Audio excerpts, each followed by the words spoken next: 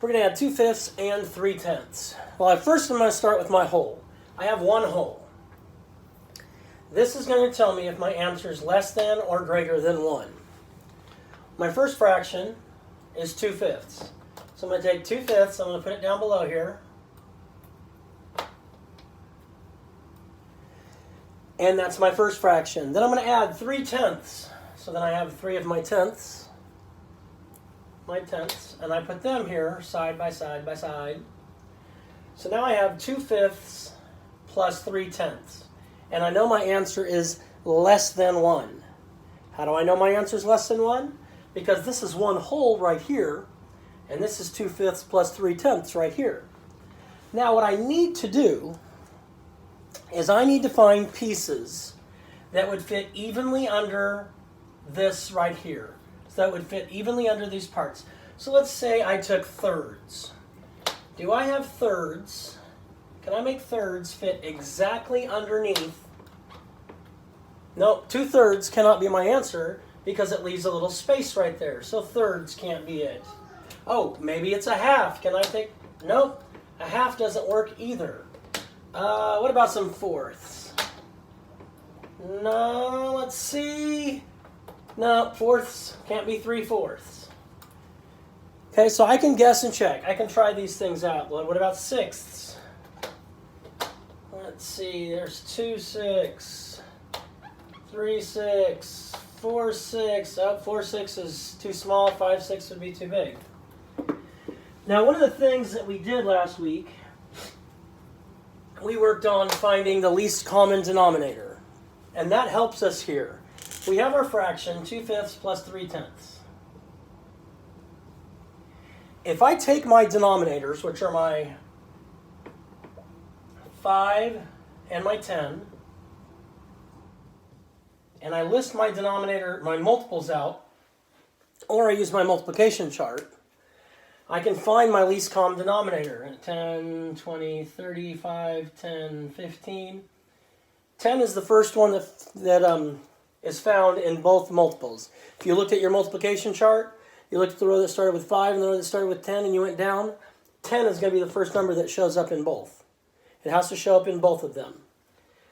So that means both of these can be divided into tenths. That means 1/5 is equal to 2/10. So if 1/5 equals 2/10, 2/5 equals 4/10.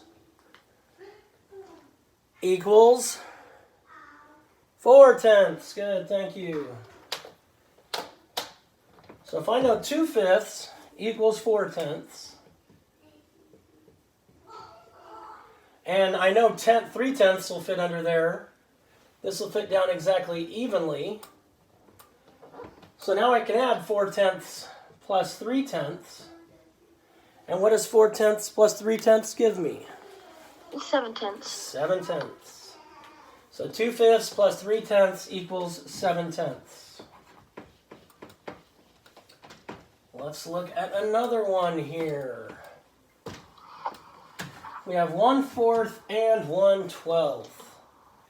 So 1/4 and 1/12. We put that under our 1.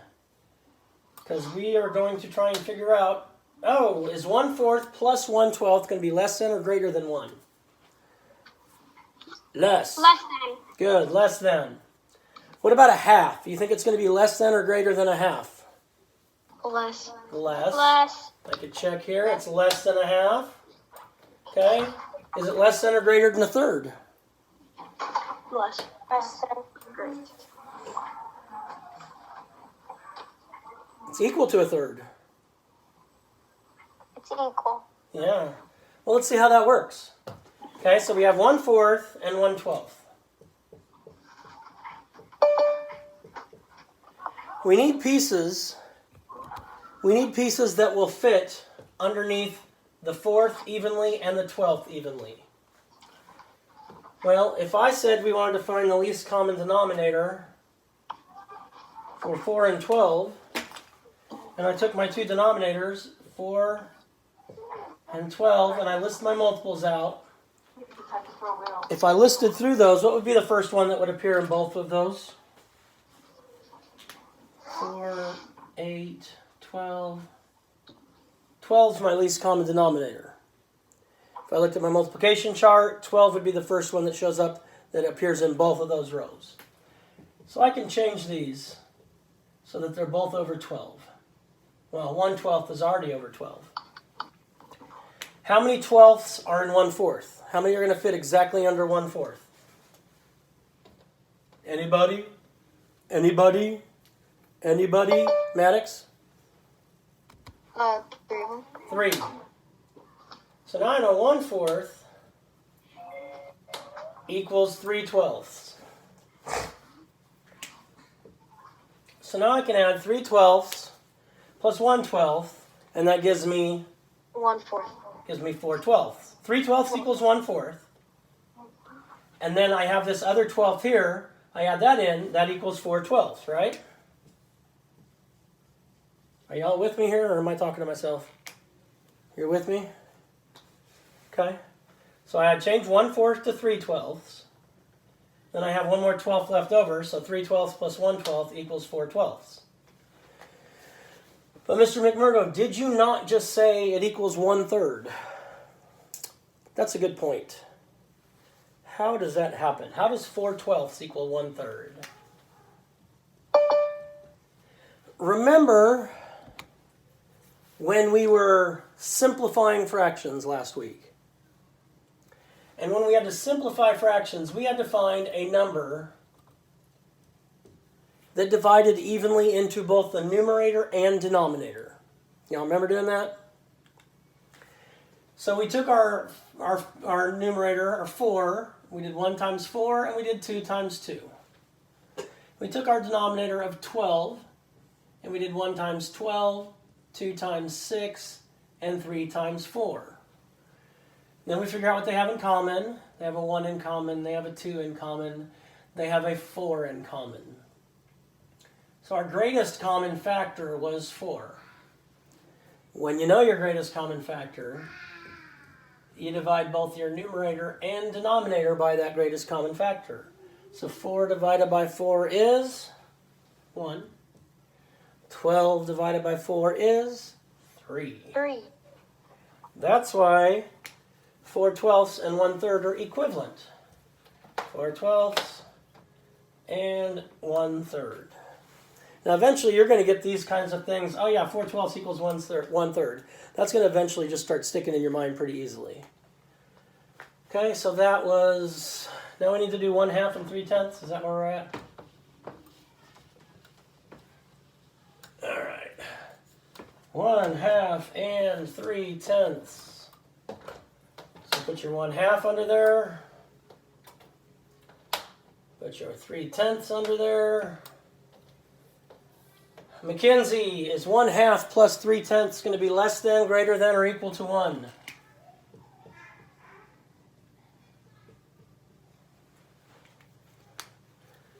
Is this less than, greater than, or equal to 1? Less than? Less than, good.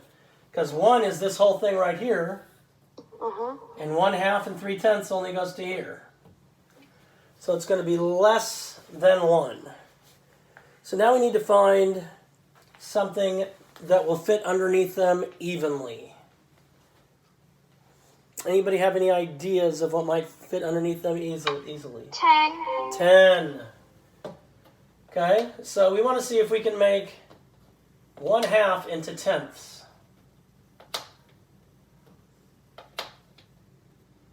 How many tenths are in 1/2? Anyone? 5/10, good.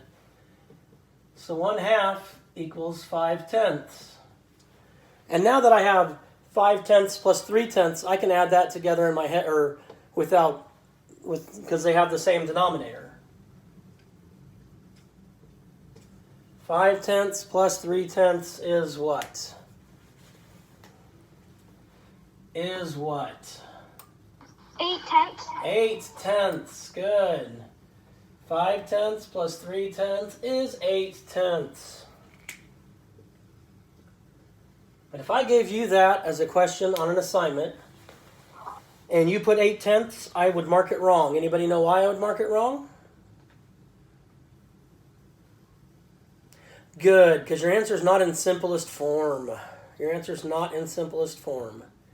To make it in simplest form, what we just did, we have our fraction 8/10. What I want to do is I want to make it with as few pieces as I can here. So I'm going to tell you right now that 8/10 is going to equal 4/5.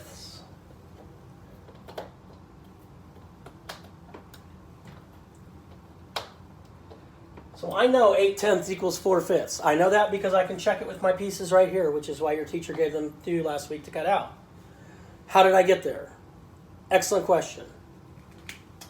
I take my numerator and my denominator, 8 and 10. Sorry, I'm doing that wrong.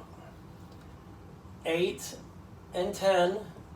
And I list all my factors of each. 8 is 1 times 8, 2 times 4. 10 is 1 times 10, 2 times 5. They have a 1 in common. They have a 2 in common. That's all they have in common. The biggest one they have in common is 2.